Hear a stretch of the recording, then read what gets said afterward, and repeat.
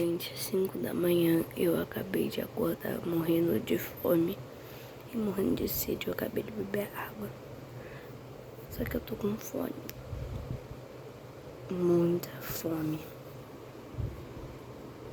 A primeira coisa que eu fui fazer é pegar meu celular pra ver que era 0.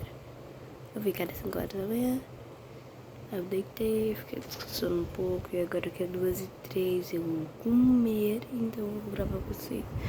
E vou pegar minha comida. Ninguém vai acordar esse horário.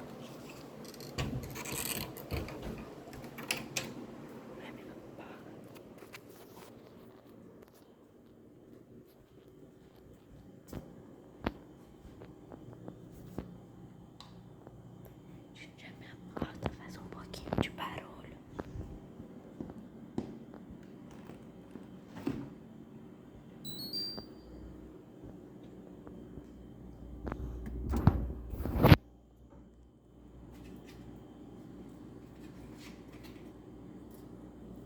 Tem que eu vou pegar.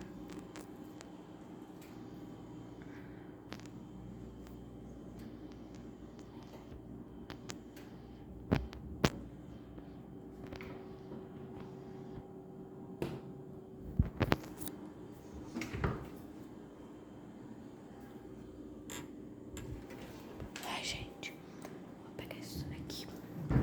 Mas que você vai pegar tanta coisa. Você tá pouca coisa.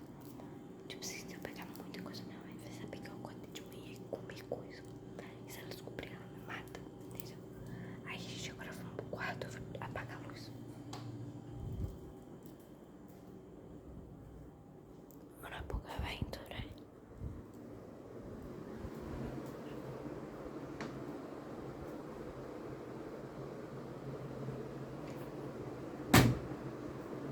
Una poca aventureira.